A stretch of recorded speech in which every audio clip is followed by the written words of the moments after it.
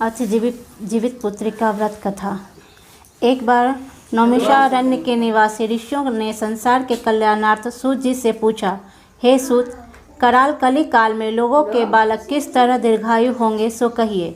सूत जी बोले, जब द्वापर का अंत और कलयुग का आरंभ था, उसी समय बहुत सी शोकाकुल स्त्रियों ने आपस में सलाह की कि क्या इस कलयुग में माता के जीवित रहते पुत्र मर जाएंगे।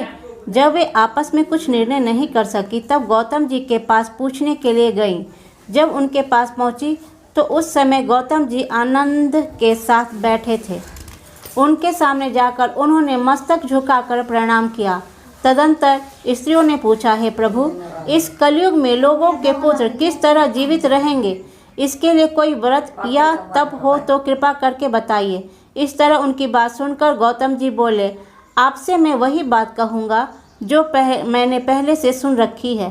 गौतम जी ने कहा, जब महाभारत युद्ध का अंत हो गया और द्रोण पुत्र अश्वत्थामा के द्वारा अपने बेटों को मारा देख सब पांडव बड़े दुखी हुए, तो पुत्र के शोक से व्याकुल होकर द्रौपदी अपनी सखियों के साथ ब्राह्मण श्रेष्ठ धौम्य के पास गईं और उनसे धौम्य से कहा, हे विप्रेंद्र, कौन सा उपाय करने से बच्चे दीर्घायु हो सकते हैं, कृपा करके ठीक ठीक कहिए। धौम्य बोले, सतयुग में सत्य वचन बोलने वाला, सत्याचरण करने वाला समदर्शी जीवित वाहन नामक एक राजा था। एक बार वह अपनी स्त्री के साथ अपने ससुराल गया और वहीं रहने लगा। एक दिन आधी रात के समय पुत्र शोक से व्याकुल कोई स्त्री रोने लगी, क्योंकि वह अपने बेटे के सामने दर्शन से निराश हो चुकी थी। उसका पुत्र मर चुका था। वह रोती हुई कहती थी, हाय, मुझ बूढ़ी माता के सामने मेरा बेटा मरा जा रहा है। उसका रुदन सुनकर राजा जीवित वाहन का तो मानो हृदय विदीर्ण हो गया। वह तत्काल उस स्त्री के पास गया और उससे पूछा, तुम्हारा बेटा कैसे मरा है। बूढ़ी ने कहा, गरुड़ प्रतिदिन आकर गांव के लड़कों को खा जाता है। इस पर दयालु राजा ने कहा, माता, अब तुम रो मत, आनंद से बैठो, मैं तुम्हारे बच्चे को बचाने का यत्न करता हूँ। ऐसा कहकर राजा उस स्थान पर गया जहाँ गरुड़ आकर प्रतिदिन मांस खाया करता था। उसी समय गरुड़ जी उस पर टूट पड़ा और मांस खाने लगा। जब अतिशय तेजस्वी गरुड़ ने राजा का बायां अंग खा लिया, तो झटपट राजा ने अपना दाहिना अंग फेर कर गरुड़ के सामने कर दिया। यह देखकर गरुड़ जी ने कहा, तुम कोई देवता हो? कौन हो तुम? मनुष्य तो नहीं जान पड़ते। अच्छा, अपना जन्म और कुल बताओ। पीड़ा से व्याकुल मन वाले राजा ने कहा, हे पक्षीराज, इस तरह के प्रश्न करना व्यर्थ है। तुम अपनी इच्छा भर मेरा मांस खाओ। यह सुनकर गरुड़ रुक गए और बड़े आदर से राजा के जन्म और कुल की बात पूछने लगे। राजा ने कहा, मेरी माता का नाम है सव्या और मेरे पिता का नाम शालिवाहन है। सूर्य वंश में मेरा जन्म हुआ है और जीवित वाहन मेरा नाम है। राजा की दयालुता देखकर गरुड़ ने कहा, हे महाभाग, तुम्हारे मन में जो अभिलाषा हो वह वर मांगो। राजा ने कहा, हे पक्षीराज, यदि आप मुझे वर दे रहे हैं तो वर दीजिए कि आपने अब तक जिन प्राणियों को खाया है वे सब जीवित हो जाएं। हे स्वामी, अब से आप यहाँ बालकों को न खाएं और कोई ऐसा उपाय करें कि जहाँ जो उत्पन्न हो वे लोग बहुत दिनों तक जीवित रहें। धौम्य ने कहा कि पक्षीराज गरुड़ राजा को वरदान देकर स्वयं अमृत के लिए नागलोक चले गए। वहाँ से अमृत लाकर उन्होंने उन मरे मनुष्यों की हड्डियों पर बरसाया। ऐसा करने से सब लोग जीवित हो गए जिनको कि पहले गरुड़ ने खाया था। राजा के त्याग और गरुड़ की कृपा से वहाँ बालों का बहुत कष्ट दूर हो गया। उस समय राजा के शरीर की शोभा दूनी हो गई थी। राजा की दयालुता देखकर गरुड़ ने फिर कहा, मैं संसार के कल्याणार्थ एक और वरदान दूंगा।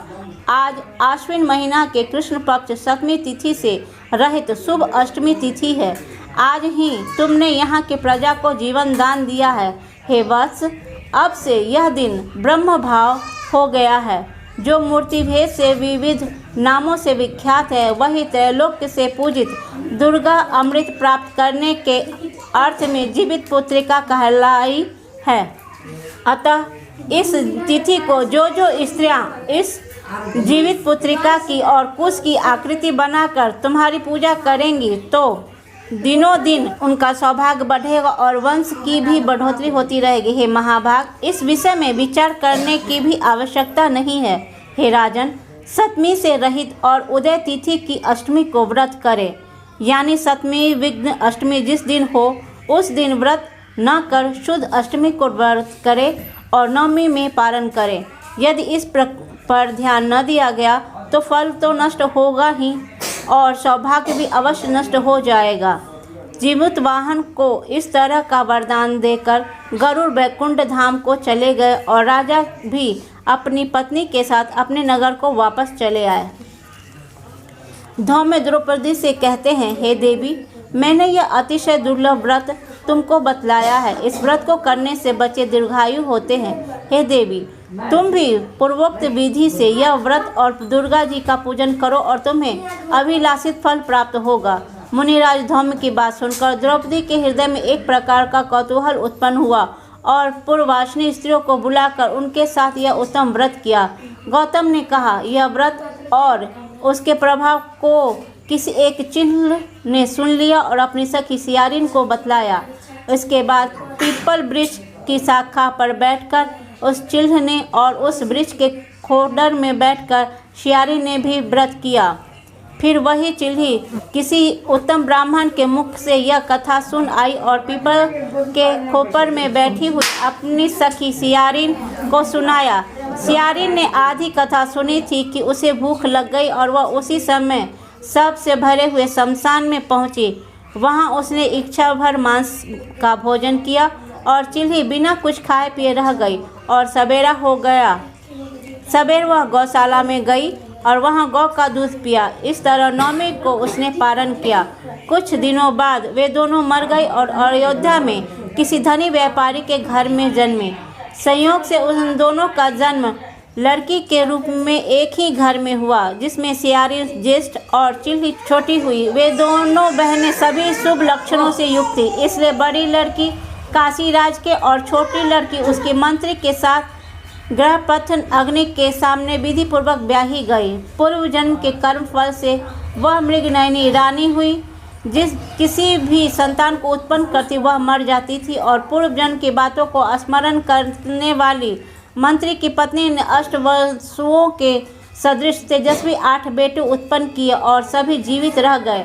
अपने बहन के पुत्रों को जीवित देखकर